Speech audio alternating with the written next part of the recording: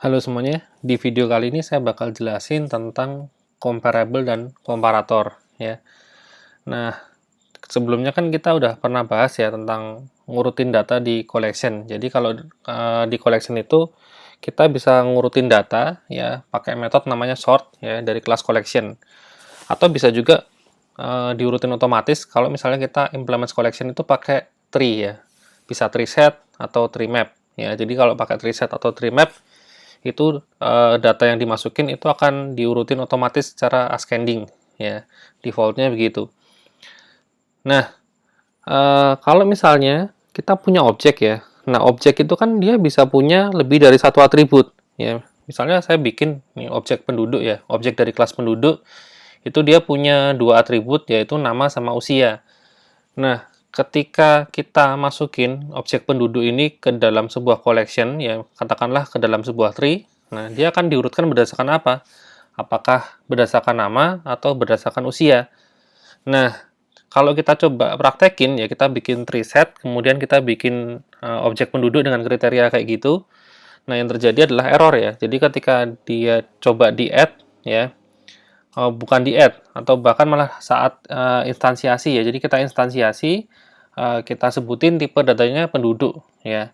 Nah, dia akan langsung error ya karena compilernya kan dia nggak tahu akan compare si objeknya ini berdasarkan apa ya. Karena bisa nama, bisa juga usia ya. Jadi kan nggak tahu ya, dia nggak bisa nentuin seperti itu. Beda dengan tipe data primitif ya kayak integer, terus char, double gitu ya. Tipe data primitif itu kan nilainya cuma satu. Jadi kalau seandainya dia disorting, ya otomatis mau nggak mau pakai satu nilai itu ya. Jadi kalau integer dia berdasarkan angka, kalau char ya berdasarkan karakter ASCII-nya ya, kode ASCII-nya berapa. Kemudian kalau double float itu juga angka ya sama. Jadi dari kecil ke besar ya, karena nilainya cuma satu. Nah itu istilahnya natural order ya. Nah di Java ada beberapa objek yang dia juga punya natural order ya. Contohnya string ya, string itu kan dia sebenarnya kan objek ya, bukan primitif. Tapi string itu bisa dimasukin ke dalam tree set ya. Kenapa ya? Karena dia itu sudah ada mekanisme untuk pengurutannya ya, ya pakai namanya comparable ya.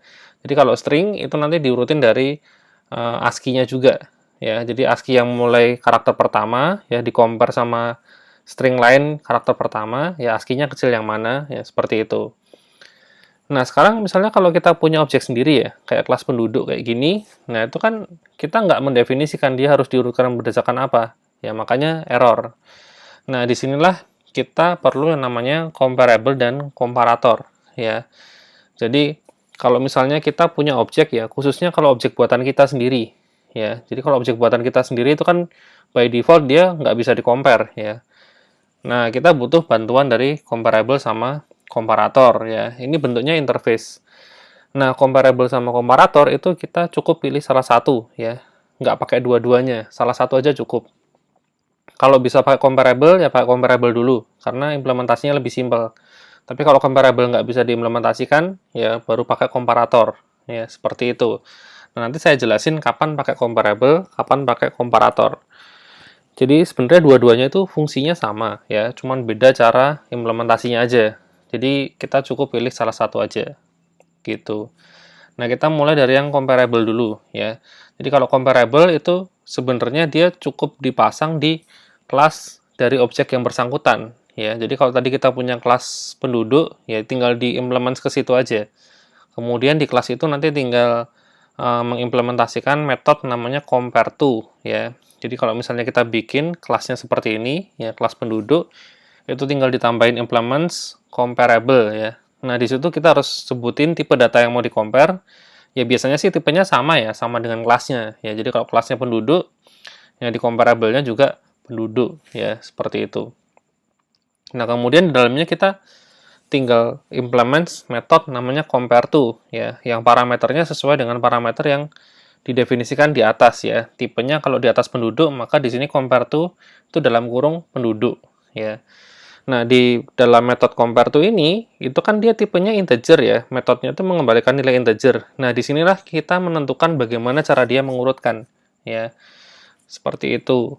Jadi di sini kan integer itu sebenarnya cuma diklasifikasiin jadi 3 ya, minus, 0 atau plus. Nah, minus itu dipakai kalau misalnya nilai dari diri sendiri ya lebih kecil dari parameter yang dikirim ya. Kalau di contoh di sini itu P ya, dari variabel P. Seperti itu. Nah, kemudian nilai 0 itu dibalikin kalau misalnya ternyata nilainya sama ya. Jadi kalau skornya sama, ya berarti balikin nilai 0. Kemudian nilai plus kalau misalnya nilai diri sendiri itu lebih besar dari nilai P ya. Nah, contohnya kayak gimana ya? Kita lihat ya. Oh iya, itu hanya berlaku kalau ascending ya. Kalau descending itu tinggal dibalik aja.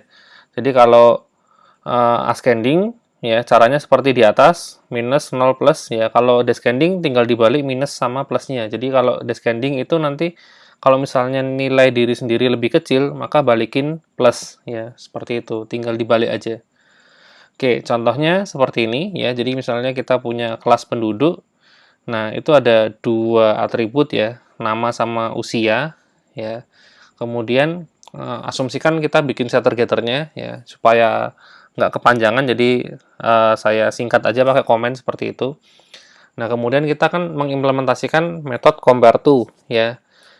Nah, di sini kalau misalnya kita mau compare berdasarkan usia ya, maka caranya seperti ini ya, this.usia dikurangi p.getUsia.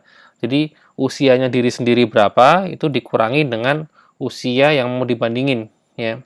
Kalau dia menghasilkan nilai minus, berarti usia diri sendiri itu lebih kecil dari usia yang dikirimkan ya. Contohnya seperti ini, misalnya kalau usia diri sendiri itu 17 ya, kemudian usia yang mau di-compare 25 ya. Nah, sekarang kan kalau misalnya kita mau taruh misalnya angka 17 itu lebih dulu posisinya dibandingin 25. Nah, berarti kita harus balikin nilai minus ya. Ya caranya pakai rumus di atas ya, this.usia minus p.getUsia. Ya. Jadi dari hasil rumus itu akan menghasilkan nilai minus 8 ya. Maka nanti angka 17 itu akan didahulukan ya, baru angka 25.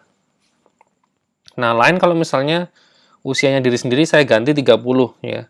Kemudian usianya P itu tetap 25 ya. Kalau pakai rumus di atas kan nilainya plus ya, plus 5 ya. Maka yang terjadi adalah yang usianya 30 itu akan ditaruh di belakang ya, dan yang usianya 25 itu akan ditaruh lebih dulu. Jadi nanti posisinya P itu akan ditaruh di depan ya. Sementara diri sendiri itu di belakangnya si P ya, seperti itu. Ini contohnya seperti itu. Nah, kalau nilai usianya itu dibikin sama ya, maka kan kalau dihitung rumusnya nanti hasilnya 0 ya. Berarti kalau hasilnya 0 itu nggak terjadi perubahan posisi ya. Jadi tetap seperti semula ya, mana yang lebih dulu ditaruh. Nah, itu yang ya seperti itu. Jadi nggak ada yang berubah ya. Itu cara penggunaan comparable ya. Nah, kemudian kalau pengen hasilnya itu descending ya, urutannya descending, itu tinggal dibalik aja. Jadi p.getUsia dikurangi this.usia ya. Jadi posisinya dibalik antara p dengan diri sendiri ya. Ditukar seperti itu. Nanti maka hasilnya dia akan descending dari besar ke kecil. Nah, kemudian kalau kita pakai comparable itu nggak ada kode program yang berubah ya saat implementasi ya. Jadi kita tetap implementasiin collection-nya kayak biasa. Jadi kita bikin set, kemudian implementasinya pakai tree set gitu, kemudian kita add beberapa data ya, udah seperti itu aja. Jadi nggak ada yang berubah di sini. Jadi sebelum kita pakai comparable dan setelah pakai comparable di bagian implementasi collection itu nggak ada yang berubah ya, source code-nya tetap.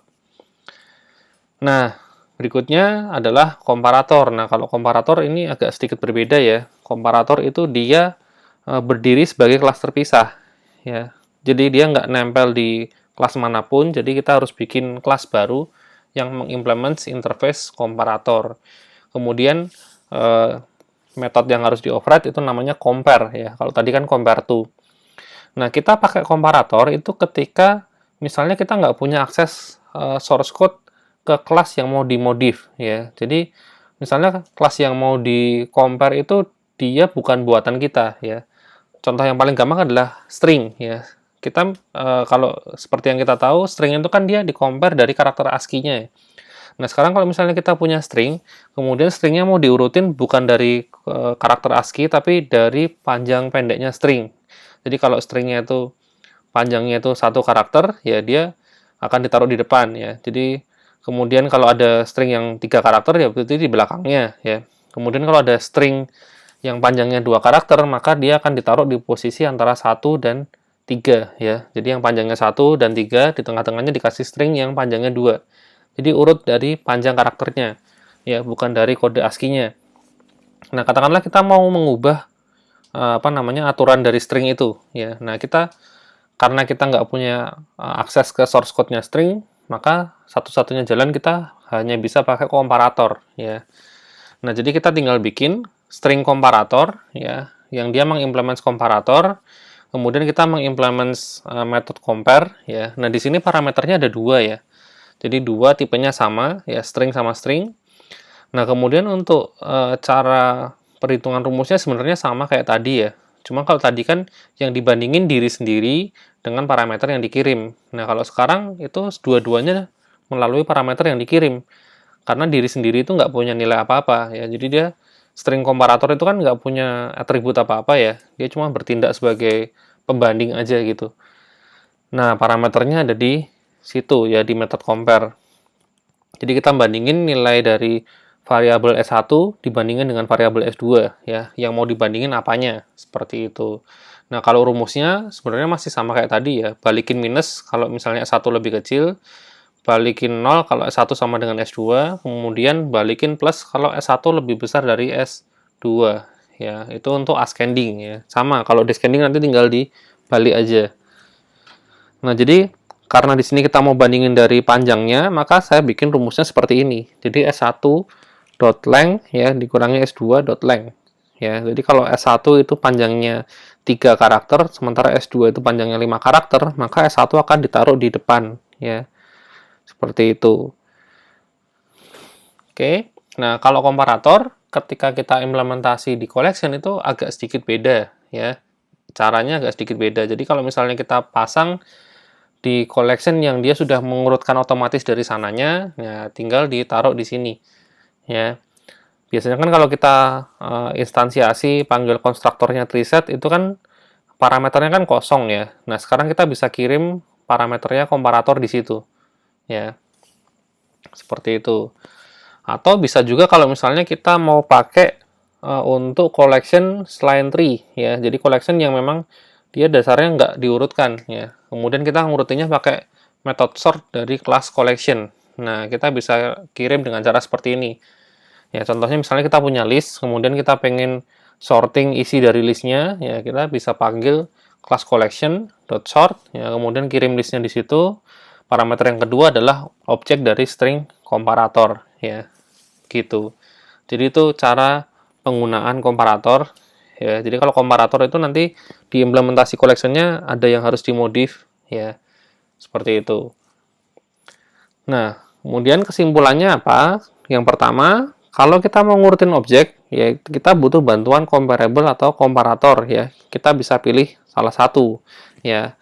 Nah, kalau saran saya, kalau bisa sih pakai comparable dulu ya. Jadi kalau misalnya memungkinkan untuk pakai comparable, pakailah comparable ya. Karena kan source code-nya yang diubah itu nggak banyak ya. Jadi nggak terlalu banyak modif source code, lebih ringkas ya. Tapi kan ada beberapa situasi kita nggak bisa pakai comparable ya.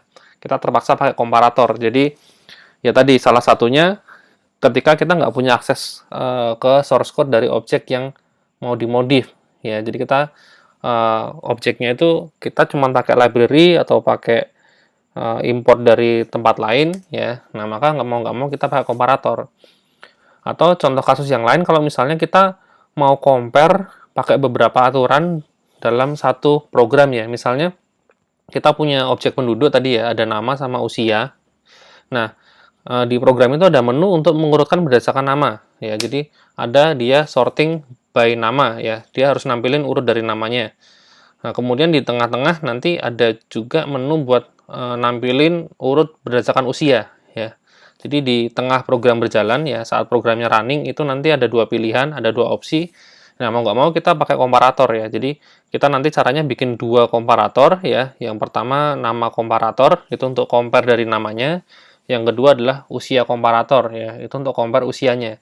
Nah, nanti tinggal komparatornya dipanggil sesuai keperluan ya di tengah-tengah program. Seperti itu. Jadi itu kapan kita harus pakai comparable atau komparator ya, kasusnya seperti itu. Oke. Kalau ada yang mau ditanyain, bisa langsung tulis di komentar aja, ya. Oke, terima kasih. Sekian video kali ini. Jangan lupa like dan subscribe channel Knows It buat dapetin video terbaru dari kami.